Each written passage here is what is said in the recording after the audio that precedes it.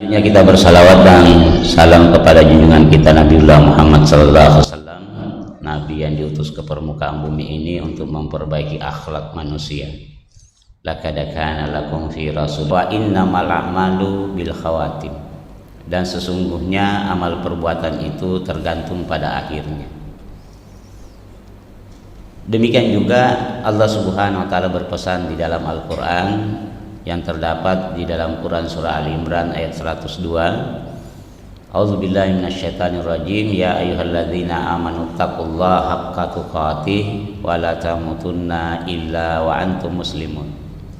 Wahai orang-orang yang beriman, bertakwalah kepada Allah dengan sebenar-benarnya takwa kepadanya, dan janganlah kamu mati kecuali dalam keadaan berserah diri kepada Allah Subhanahu wa taala atau kamu dalam keadaan muslim. Ayat ini menekankan kepada kita diperintahkan untuk bertakwa kepada Allah dengan sebenar-benarnya takwa. Apa definisi takwa, ikhwas kalian? Disebutkan bahwa at-taqwa imtithalu awamiril, bahwasanya takwa itu adalah engkau melakukan ketaatan kepada Allah dan menjauhi apa yang dilarang oleh Allah, baik tak kala kamu sendirian maupun tak kala kamu di hadapan orang banyak. Jadi orang yang bertakwa itu pada dasarnya selalu merasa diawasi oleh Allah Subhanahu wa taala. Kemudian yang menjadi dambaan kita selaku seorang muslim adalah mati dalam keadaan husnul khotimah. Namun demikian tidak ada yang tahu bagaimana akhir hidup kita. Jadi sekali lagi tidak ada orang yang mengetahui bagaimana akhir daripada hidup kita. Ada orang yang terlihat taat tetapi dia meninggal dalam keadaan buruk. Demikian pula ada orang yang dahulunya jauh dari agama, namun Allah berikan dia taufik hingga wafat dalam keadaan baik. Oleh karena itu kita harus memahami langkah-langkah menuju husnul khotimah. Sebagaimana disampaikan oleh Nabi SAW, wa innamal a'malu bil khawatim. Dan sesungguhnya amal perbuatan itu tergantung pada akhirnya. Di dalam Sahih Bukhari dan Muslim disebutkan ada seorang laki-laki yang pahala daripada orang ini. Sahabat mengatakan seperti itu karena kehebatan dia, tidak ada seorang pun musuh yang terlewatkan yang dia temui. Namun Nabi sallallahu alaihi wasallam bersabda, innahu min ahlin nar. Sesungguhnya dia termasuk penghuni neraka. Kemudian para sahabat heran, kemudian dia bertanya-tanya, bagaimana bisa seseorang yang begitu gagah berani di medan pertempuran justru menjadi penghuni neraka. Lalu salah satu sahabat memutuskan untuk mengawasi orang tersebut. Dia mengikutinya hingga akhirnya orang itu terluka parah di dalam pertempuran. Karena tidak tahan dengan rasa sakit, lalu dia mengambil pedangnya, meletakkannya di dadanya, lalu dia menekan tubuhnya hingga akhirnya dia mati bunuh diri. Lalu sahabat yang mengawasi hal itu melaporkan kepada Nabi sallallahu alaihi wasallam. Lalu Nabi SAW bersabda, innar rajula la ya'malu amala ahlil jannah fima yabdulin nas wa huwa min ahlin nar. Sesungguhnya ada seseorang yang mengamalkan amalan ahli surga menurut pandangan manusia, namun sebenarnya dia termasuk penghuni neraka. Dan ada seseorang yang mengamalkan amalan ahli neraka menurut pandangan manusia, namun sebenarnya dia termasuk penghuni surga.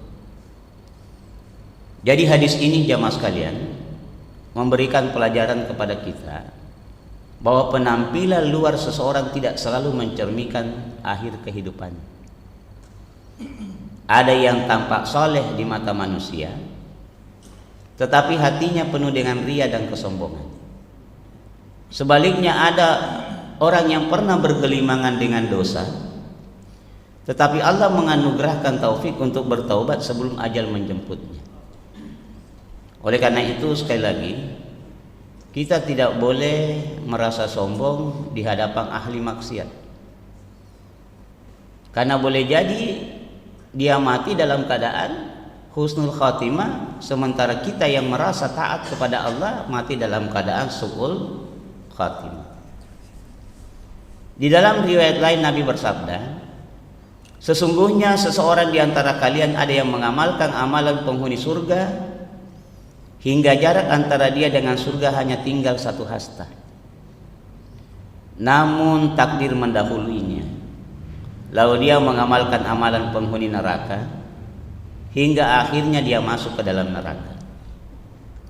Dan sesungguhnya seseorang di antara kalian ada yang mengamalkan amalan penghuni neraka hingga jarak antara dia dengan neraka hanya tinggal sehasta. Namun takdir mendahuluinya, dia mengamalkan amalan penghuni surga hingga akhirnya ia masuk ke dalam surga. Jadi jamaah sekalian, kita tidak boleh merasa aman dengan amal soleh yang telah kita lakukan. Kita juga harus senantiasa menjaga keikhlasan kita, istiqamah kita di dalam ketaatan, dan selalu minta kepada Allah agar diberikan akhir kehidupan yang baik. Sebab kita ini tidak mengetahui apakah kita penghuni surga atau penghuni neraka. Maka saya juga merasa heran kalau ada orang dia berjalan kemudian mengangkat mukanya dengan berpenampilan islami, disapa tidak mau menjawab salam, apatah lagi mendahului memberi salam kepada kita. Padahal Nabi SAW dalam sebuah hadis sederhana, kata Nabi, beri makan, kemudian sambung silaturahim, lalu beri salam, lalu bangunlah di tengah malam tak kala manusia dalam keadaan tertidur lelap, niscaya engkau akan masuk surga dalam keadaan damai. Kalau berdasarkan hadis ini, surga itu mudah.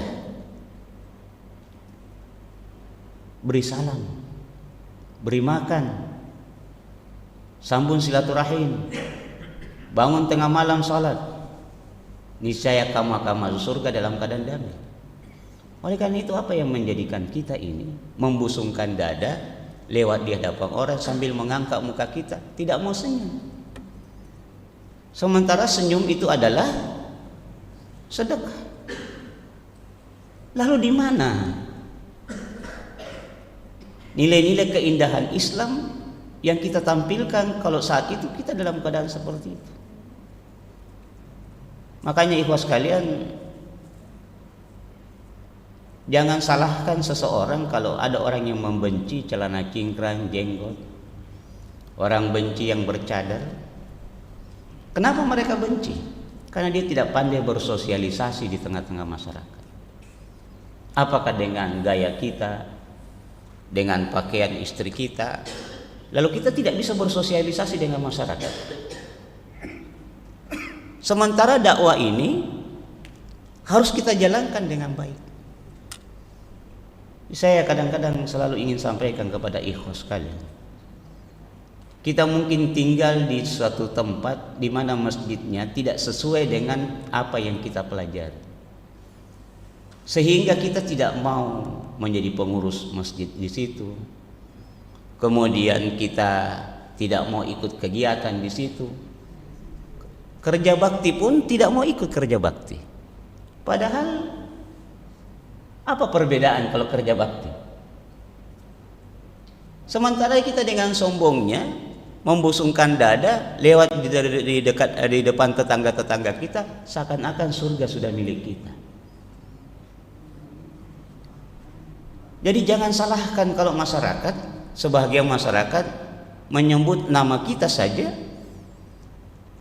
orang lalu mencibir. Kenapa? Karena memang ada orang yang berpenampilan islami tetapi tidak tahu bersosialisasi.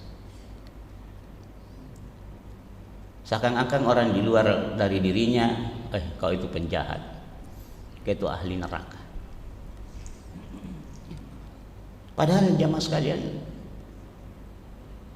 saya baru-baru mengikuti pelatihan di Wahda Pematerinya itu Pak Sofyan. Beliau ini ahli brand. Salah satunya bagaimana membranding sebuah lembaga supaya dia mudah dikenal.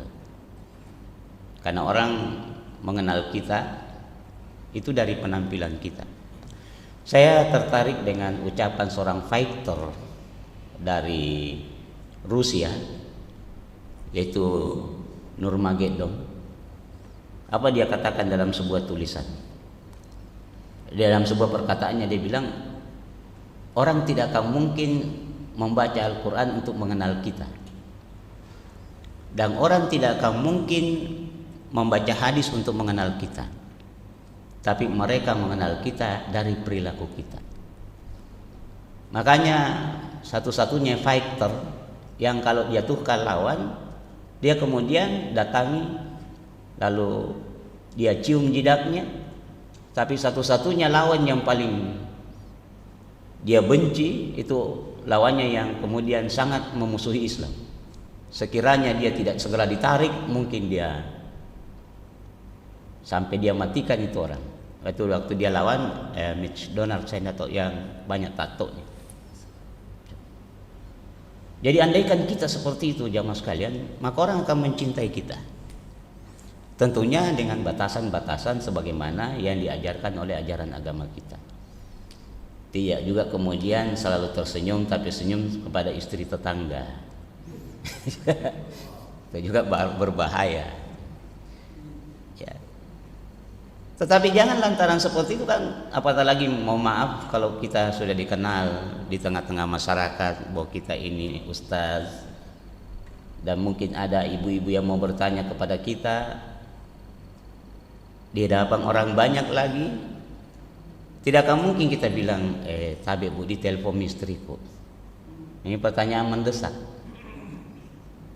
Apatah lagi tidak semua istrinya ikhwah ini adalah ustazah. Jadi kalau mau dakwah kita ini bagus, maka lihat penampilan. Kenapa orang-orang tertarik dengan hal-hal tertentu? Itu karena dia menjaga akhlaknya. Saya mungkin pernah menceritakan di dalam sebuah khutbah Jumat bahwa ada seorang pergi salat bersama dengan istrinya, mampir di masjid. Dia lupa bunyi HP-nya, sehingga ada yang menelpon sementara salat berdering. Begitu selesai assalamualaikum, assalamualaikum, orang menghardiknya, Pak, Bapak mengganggu orang salat. Kenapa tidak dari tadi dimatikan? Lalu saya minta maaf Pak, saya lupa sekali. Tapi tetap dihardik. Saya juga pernah dapati langsung di sebuah masjid. Sudah kita masuk salat asar, saya mampir di sebuah masjid, mampir salat duhur, saya mampir di sebuah masjid. Terus ada ibu-ibu yang nelpon besar sekali suaranya. Sementara kita ini salat, besar sekali suaranya. Begitu assalamualaikum, assalamualaikum, berdiri beberapa orang jamaah, pergi hardik itu ibu. Ibu kenapa telepon besar sekali suaranya? Ternyata nih ibu kasihan, utangnya sudah jatuh tempo. Dia tidak sadar bahwa dia berada di lingkungan masjid. Singkat cerita dari orang tadi ini sebuah kisah wallahu alam. Terus kemudian begitu dia pulang dari masjid, istrinya pun menghardiknya. Kita juga tadi Pak, kenapa toh kita tidak matikan HP tak? Disalahkan juga sama istri. Dalam keadaan galau, setelah dia pulang, dia pergi ke warkop. Dia masih galau. Tiba-tiba dia nabrak pelayan itu. Terus kemudian tumpah kopinya. Lalu pelayan itu mengatakan, dia bilang, saya minta maaf, pikiran saya tidak fokus, kata dia kepada pelayan itu. Lalu pelayan itu mengatakan, di sini biasa Pak, silakan Bapak pergi ambil tempat duduk. Terus pelayan itu bersihkan, kemudian dia dilayani dengan baik. Akhirnya dia berpikir, ternyata saya lebih nyaman di warkop daripada di masjid. Ya. Karena perlakuan orang di warkop ternyata lebih bagus daripada perlakuan orang di masjid. Nah, tidak sedih itu Pak. Ada juga memang jamaah yang sok berkuasa. Ada suatu ketika seorang imam itu tasyahudnya lama sekali, karena mungkin dia membaca doa sebelum salam. Mungkin dia baca dua-duanya. Yang ada dua doa yang diajarkan oleh Nabi sebelum kita salam. Begitu assalamualaikum, assalamualaikum, tiba-tiba bapak itu berkata, "Oi, apa itu kau baca? Nah, lama sekali kau salam."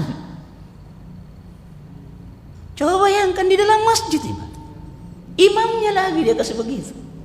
Kenapa? Dia mantan pejabat. Terus masuk di masjid setelah dia pensiun. Maka dia kena post-power syndrome. Sambaran na pusingi. Ini warnanya masjid kenapa cat begini? Biar tahu warna masjid aja. Baru selalu emosinya yang mau jalan. Jadi jamaah yang berbahagia, sekali lagi, mari kita menampilkan Islam dalam keadaan yang cantik.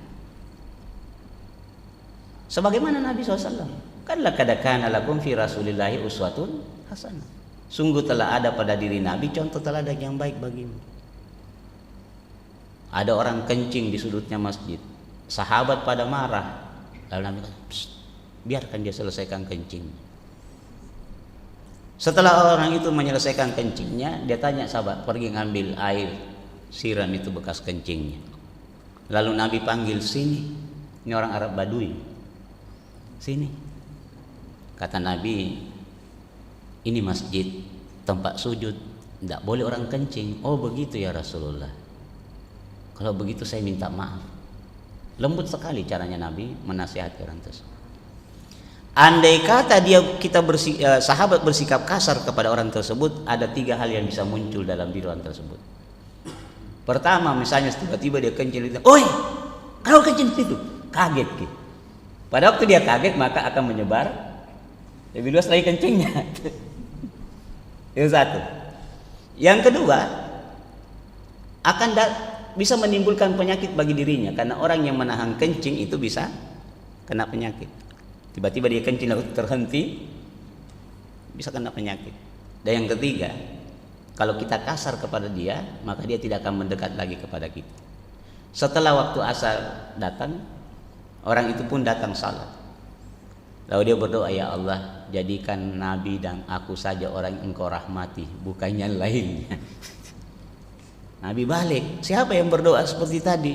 Ditunjuknya orang yang baru ditegur oleh Nabi. Kata Nabi, jangan kau membatasi rahmat Allah Subhanahu wa ta'ala. Coba. Tapi kita ini dengan alasan amar ma'ruf nahi mungkar. Oh, kita tahu yang paling dulu maju. Misalnya ada orang yang berzina, didapat. Ada yang berzina di pondok sana. Apalagi ada orang berzina di masjid. Kita yang dahulu datang gebrak. Kemudian kita telanjangi, lalu kita arak ke keliling kampung. Apa memang betul seperti itu Islam mengajarkan kita? Di zaman Nabi ada 2 orang yang berzina, itu bukan karena persaksian, tapi karena pengakuan. Bagaimana Nabi mengajarkan kita? Kalau ada orang yang berzina, harus menghadirkan 4 orang saksi, dan tidak boleh orang yang melihat sendiri itu mengatakan, "Woi, sini ada orang berzina." Tidak bisa.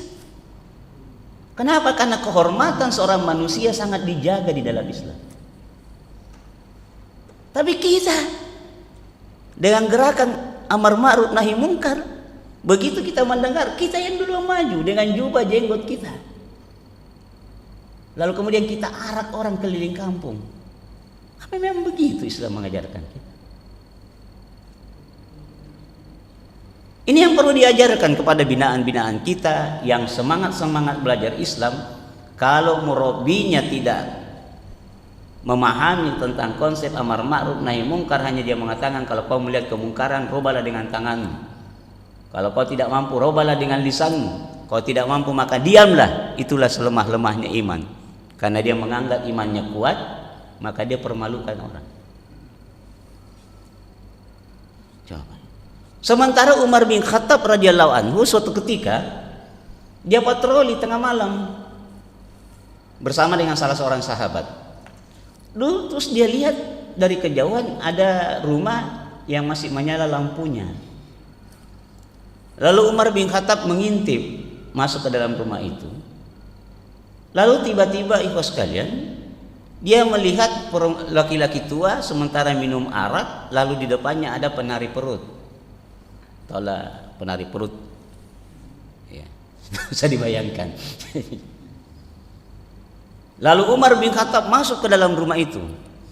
Lalu dia menghardik orang tua itu, kamu ini sudah bau tanah, masih tak maksiat kepada Allah. Apa dia katakan, wahai Amirul Mukminin, saya satu di kesalahanku, tapi kamu melakukan 3 kesalahan. Yang pertama, kau masuk ke dalam rumahku tanpa memberi salam. Yang kedua, kau sengaja mengintip, padahal dikatakan wala tajassasu, jangan kamu cari-cari kesalahan orang. Dan yang ketiga, kamu masuk ke rumahku bukan melewati pintu. Umar bin Khattab mendapatkan perkataan itu, Umar bin Khattab pulang. Padahal khalifah. Lama orang itu tidak datang ke majelisnya Umar bin Khattab.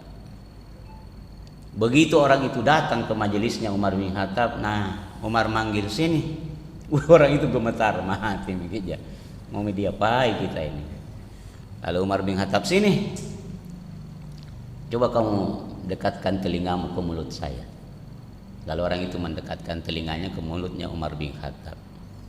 Lalu Umar bin Khattab mengatakan, malam itu hanya saya saja yang tahu perbuatanmu.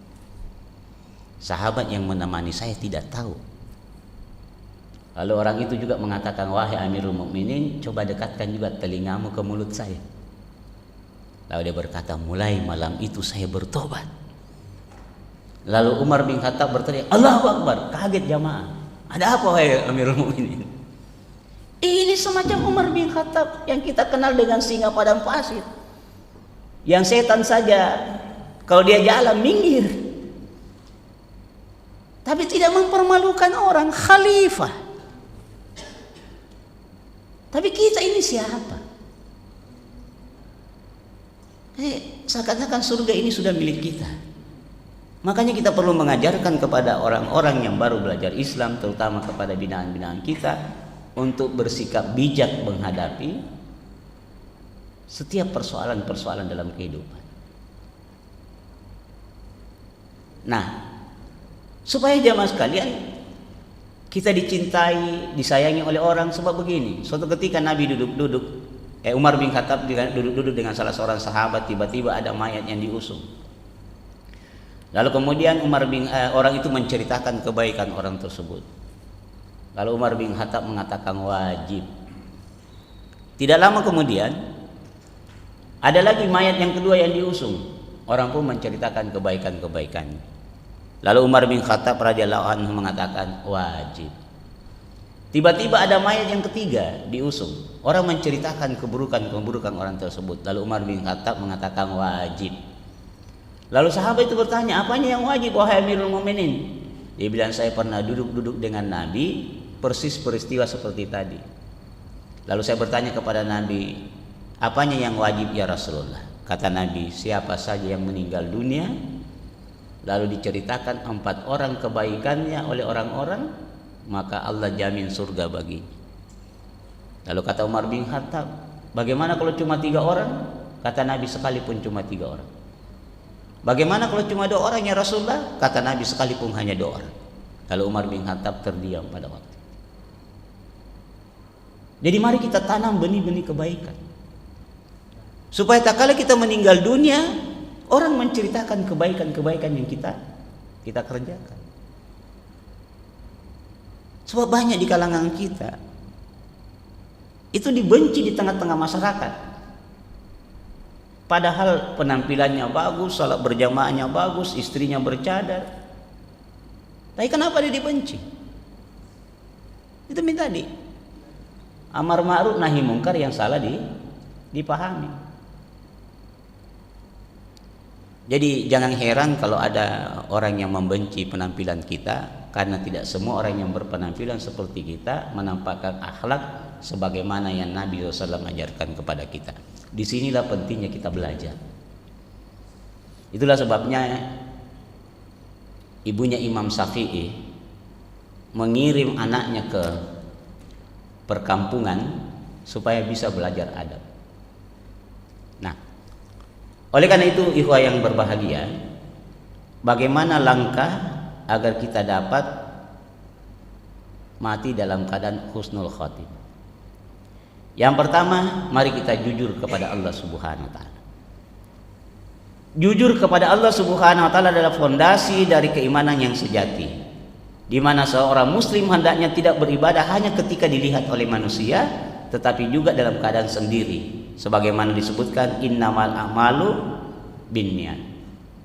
Bahwasanya sebuah amalan itu sangat tergantung dari niatnya. Oleh karena itu kita harus jujur kepada Allah. Maknanya ikhwas sekalian, kita memiliki hubungan yang tulus dengan Allah Subhanahu wa taala, di mana kita selaku seorang hamba yang jujur akan tetap beribadah baik dalam keadaan ramai maupun dalam keadaan sepi.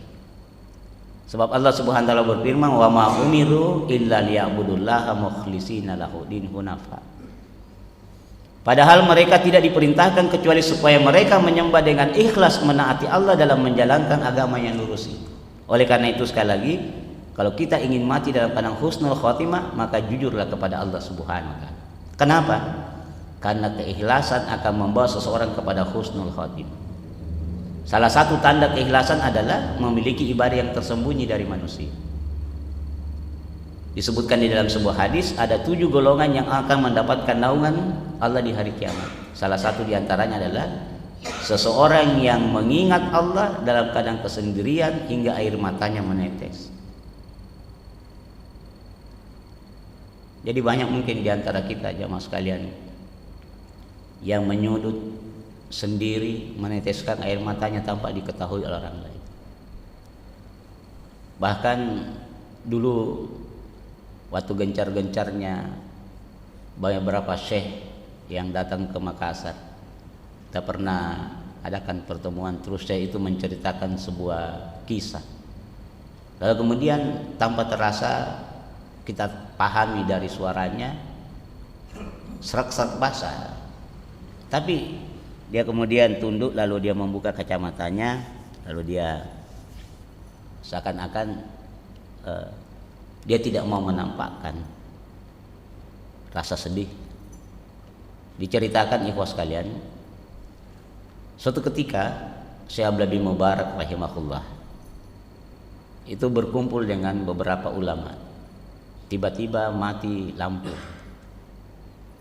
Begitu lampu dinyalakan, basah air matanya Syekh Abdullah bin Mubarak. Sekejap saja lampu padam, dia membayangkan kegelapan di alam kubur. Jadi jujur di sini tidak menjadikan ibadah sebagai alat untuk mencari pujian. Sebagaimana disebutkan di dalam hadits qudsi, aku adalah zat yang paling tidak membutuhkan sekutu. Barang siapa beramal dan mempersekutukan aku dengan yang lain, maka aku tinggalkan dia dan sekutunya. Dan jamaah sekalian, yang mengetahui kita ria atau tidak adalah diri kita, tidak diketahui oleh Allah. Kan itu samar. Orang ria itu bagaikan semut yang berjalan di atas di kegelapan malam, yang berjalan di atas batu hitam. Jadi dia bagaikan semut hitam yang berjalan di kegelapan malam dan berjalan di atas batu hitam. Jadi tak kala ada kesombongan sedikit dalam diri kita, mau dilihat, cepat-cepat kita istighfar kepada Allah. Dan ini menimpa siapa saja ikhwas sekalian. Bisa menimpa siapa saja. Oleh karena itu seorang muslim harus senantiasa introspeksi diri dan bertanya, apakah ibadah yang dilakukan semata-mata karena Allah? Oleh karena itu semakin jujur seseorang dalam beribadah, maka semakin besar peluangnya untuk mendapatkan husnul khotimah. Kemudian yang kedua, menjaga amalannya dalam keadaan tersembunyi. Nabi menganjurkan kita untuk memiliki amalan tersembunyi yang hanya diketahui oleh Allah saja. Di mana disebutkan di dalam sebuah hadis, seseorang yang bersedekah secara sembunyi-sembunyi hingga tangan kirinya tidak mengetahui apa yang diinfakkan oleh tangan kanannya. Jadi dikisahkan di dalam kitab Syiar A'lam Al-Nubulah yang ditulis oleh Imam Az-Zahabi, bahwa setelah cucu Nabi Zainal Abidin meninggal dunia, maka penduduk kota Madinah pada waktu itu kehilangan bantuan setiap malam yang mereka terima. Jadi setiap malam beliau ini menarik gerobak yang berisi sedekah, lalu dia simpan di depan pintu-pintu orang miskin. Di pagi hari setelah mereka bangun, mereka sudah dapatkan bingkisan di depan rumahnya. Lama, bertahun-tahun. Kemudian setelah beliau meninggal dunia, ternyata sedekah itu sudah tidak ada lagi. Sehingga salah seorang keluarganya berkata, kami tidak pernah mengetahui bahwa Ali Zainal Abidin yang membagikan makanan setiap malam, hingga ketika beliau wafat kami menemukan bekas-bekas hitam di punggungnya karena seringnya membawa karung berisi makanan untuk kaum fakir miskin di Madinah. Tengah malam dia bawa pikul karung sendiri, sehingga pada waktu dia dimandikan kentara bekas-bekas hitam di pundak karena menjinjing karung yang dia bagikan tiap malam kepada fakir miskin. Tidak ada yang mengetahuinya termasuk keluarganya sendiri. Kira-kira kita mampu bersedekah dengan cara seperti itu? Oleh karena itu sekalian, ikhwas sekalian, menjaga amalan tersembunyi menjadi bukti keikhlasan seseorang di dalam beribadah kepada Allah, di mana orang yang benar-benar ikhlas tidak akan memperlihatkan amalannya hanya untuk mendapatkan pujian manusia, melainkan hanya semata-mata mencari ridha Allah Subhanahu wa Ta'ala. Tapi coba kita lihat hari ini, kita tidak boleh menghinakan mereka, sebab barang siapa yang menghinakan orang lain, maka Allah akan menghinakannya sebelum dia meninggal dunia. Mari kita mendoakan mereka. Kalau ada orang yang bermaksiat kepada Allah, jangan hinakan. Karena barang siapa yang menghinakan seseorang, Allah tidak akan mematikannya sebelum dia melakukan sebagaimana apa yang dihinakan kepada orang tersebut. Makanya ikhwas sekalian, hati-hati kita berkomentar. Kita doakan saudara-saudara kita yang misalnya pergi tawaf, lalu dia selfie, apalagi sekarang marak orang di TikTok ya untuk membranding dirinya. Kita jaga baik-baik. Ini cucu Nabi tiap malam membagikan sedekah tidak diketahui. Dan sedekah itu pada dasarnya ikhwas sekalian, saya selalu mengulang-ulang di tempat ini bahwa sedekah itu adalah amalan harian, bukan amalan temporer. Karena ada dua malaikat yang senantiasa mendoakan kita. Malaikat yang satu mengatakan, ya Allah, gantikanlah hartanya orang yang sedekah hari ini. Dan malaikat yang satunya lagi mengatakan, ya Allah, hancurkanlah hartanya orang yang tidak mau sedekah hari ini. Oleh karena itu mari kita didik anak-anak kita dan diri kita sendiri. Setiap pergi salat subuh minimal Rp1.000, Rp2.000, Rp5.000. Makanya waktu PLT gubernur kemarin yang terangkat jadi kepala BAKN, setiap siswa kita disuruh ini sedekah Rp1.000 sehari. Dan ternyata itu efektif. Di sekolah saya itu memang dijaga anak-anak sedekah Rp1.000 sehari. Setelah itu kita melihat anak-anak yang butuh. Oh, ada anak-anak yang jalan kaki jauh rumahnya, dibelikan sepeda.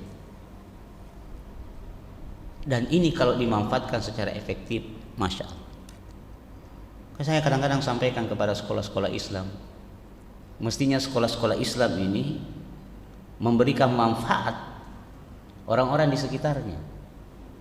Pesantren-pesantren Islam mesti memberi manfaat orang-orang di sekitarnya. Coba saya ingat sampai jam berapa saya? Belum ya? Sedikit lagi. Ini Pak Sofyan mengatakan gini. Beliau buat pesantren di Bandung. Kemudian itu pengamen bermalam di pesantren. Pagi-pagi setelah mereka mandi di pesantren, makan di pesantren, terus dia pergi lagi ngamen. Mereka tidak dipanggil sholat. Iya. Kan kita ini kadang-kadang kalau ada orang merokok-rokok di pinggir jalan, datang dia bawa, kita perintahkan dia sholat dan sebagainya. Itu memang kewajiban kita untuk berdakwah, tapi tidak begitu cara beliau. Selama 2 pekan bermalam di pesantren itu, pokoknya bermalam dikasih makan. Lalu ada di antara mereka berkata, "Ustaz, kita juga mau belajar ngaji." Dengan kesadarannya sendiri, akhirnya diajarlah ngaji, kemudian mulailah mereka belajar sholat. Apa kata preman yang ada di sekitar pesantren itu? Dia bilang, "Ustaz, kalau ada yang ganggu pesantren, kami pasang badan." Tapi coba kita, karena tidak memberi manfaat dengan orang-orang di sekitar kita, akhirnya orang-orang sekitar kita tidak mendukung program-program kita. Coba sekali-sekali misalnya program orang tua santri, kita ngumpul makanan, terus kemudian kita bagi-bagikan, atau minimal tiap bulan kita kasih beras 5 kilo, dan itu menjadi bahagian dari amalan-amalan kita di sekitar masyarakat kita. Maka insya Allah mereka akan menjaga kegiatan-kegiatan kita. Tapi apa? Tidak usahlah kita lihat contoh, kita bercermin pada diri kita sendiri. Coba kalau ada tetangga kita yang kita lihat kekurangan, terus kemudian ada sedikit uang kita, saya kadang-kadang berpikir, ikhwas sekalian, kadang-kadang saya minta maaf, saya lebih suka bersedekah dengan beras ketimbang uang. Jadi kalau ada, kita dapatkan lagi sedikit-sedikit, kita ngumpul-ngumpul lagi sedikit, terus kemudian sudah tiba misalnya beli 3 liter beras, dibawa ke rumahnya merasa gembira sekali, ketimbang kita mungkin kasih uang, dia akan salah gunakan. Dan ada salah seorang ustaz kita, Masya Allah, setiap Jumat sebelum pergi khutbah Jumat, dia kemudian suka bawa tentengan, pergi sedekah sebelum dia khutbah Jumat. Setiap Jumat dia begitu. Dan di saat beliau khutbah Jumat, beliau membahas tentang perkara-perkara kematian. Dan siapa sangka, ikhwas sekalian, di dalam salat Jumat di sujud terakhir dia meninggal dunia. Alangkah indahnya kematiannya. Kata Nabi, barang siapa yang salat kemudian itu adalah salat terakhirnya, maksudnya dalam kondisi dia salat lalu dia meninggal dunia, Allah jamin surga baginya. Siapa yang sedekah lalu dia tutup kematiannya dengan sedekah, punya banyak harta untuk bersedekah banyak kepada orang lain, tetapi minimal kalau ada kelebihan kita bisa kemudian memberikan sedekah itu kepada orang-orang yang ada di sekitar kita. Saya kira demikian, ikhwas sekalian, semoga ada manfaatnya. Subhanakallahumma bihamdika asyhadu an la ilaha illa anta astaghfiruka wa atubu ilaik. Assalamualaikum warahmatullahi wabarakatuh.